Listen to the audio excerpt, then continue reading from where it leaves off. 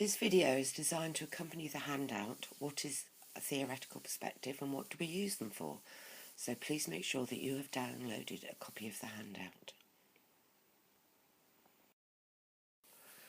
The first thing to keep in mind is that theoretical perspectives consist of a number of concepts that are brought together to help us, as social scientists, to explain some aspect of the social world. Different theoretical perspectives draw on different concepts. Concepts have what we call definitional precision. For example, you might use the term class in an everyday conversation, but when used as part of a Marxist theoretical perspective, it refers specifically to someone's position in relation to the capitalist system of production. It isn't a vague term, but a precise one. Concepts provide the building blocks for any theoretical perspective. They provide what we refer to as the explanatory power of the theoretical perspective. Let's look at an example. Here we have the key concepts related to Marxism. The concepts of global capitalism and class underpin the whole theoretical perspective. Without these, there would be no theoretical perspective. As each concept is introduced to further explain aspects of our social world, they rely on the other aspects for the explanation to make sense. Remove any of the concepts and the wall falls down. A wall that stays in place is said to have explanatory power. Marxism has been around for a long time and can sometimes seem quite dated, especially in its form of classical Marxism, which was designed to explain the system of production that existed in the 19th century. But as the social world has evolved, so has Marxism, and new concepts have been introduced to explain those social changes. But the important thing to note is that whatever the changes, those underpinning concepts of capitalism and class remain valid. If you need proof of this, then think about the most recent financial crisis and how it has impacted on different groups of people. The banks, for example, could not be allowed to go out of business, as this would have caused a complete meltdown of the capitalist system on which our society is built. Money that we produce as a result of our labour, that is, the taxes we pay, were used to ensure that this did not happen. So when Marxism is used to explain economic systems, it can be said to have explanatory power. It provides a way of looking at aspects of our social world and explaining why things happen the way that they do. The second aspect we need to think about is a theoretical perspective's explanatory reach. How wide was the scope of the theoretical perspective? What aspects of social issues, relationships and phenomena does the theoretical perspective seek to explain? What other aspects does it ignore? What are the implications of this engagement or lack of engagement? For example, feminist and post-colonial theorists would argue that Marxism can't provide an adequate explanation of either gender or race. They would argue that Marxism always reduces the notions of gender and race to class. And whilst this might explain some aspects of these concepts, in particular in relation to their socio-economic class, it doesn't explain all aspects of social relations relating to gender or race.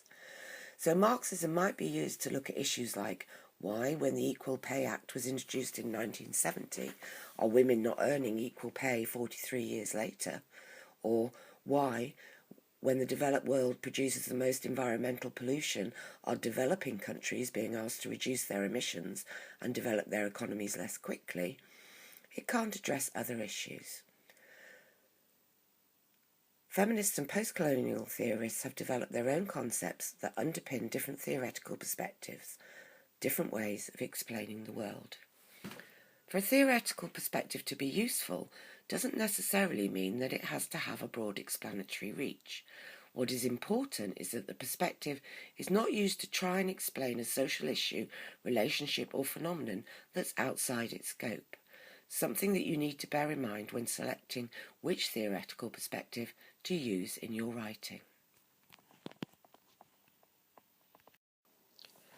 Let's look at some common mistakes people make when using theoretical perspectives in their writing. What's wrong with saying it like this? Take a few moments to read through and think about the examples in this slide.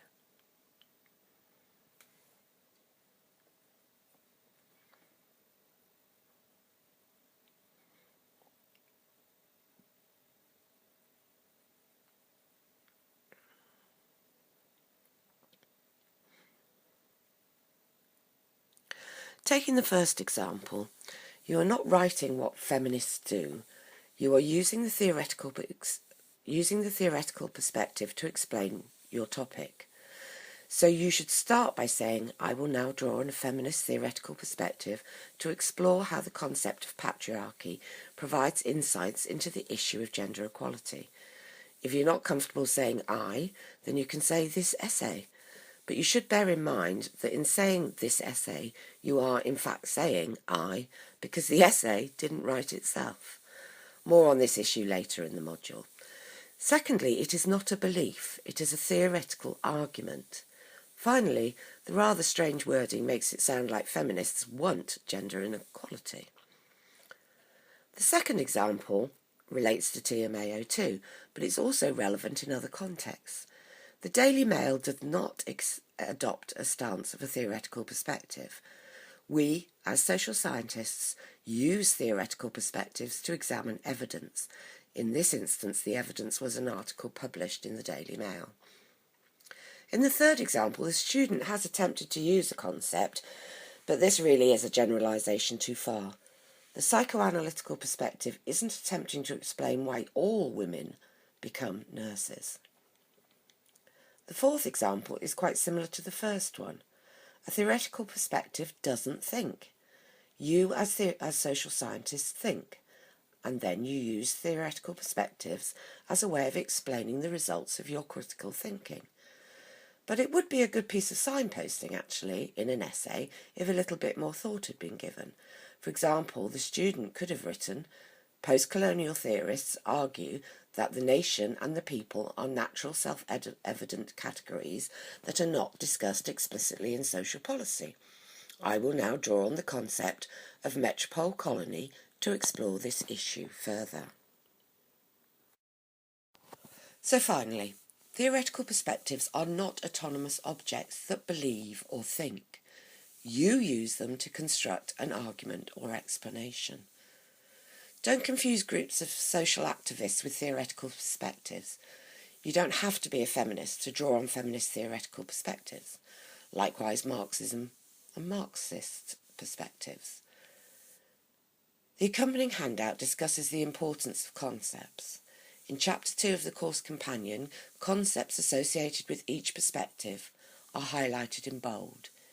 You can't draw effectively on a theoretical perspective without using one or more of these associated concepts in your writing.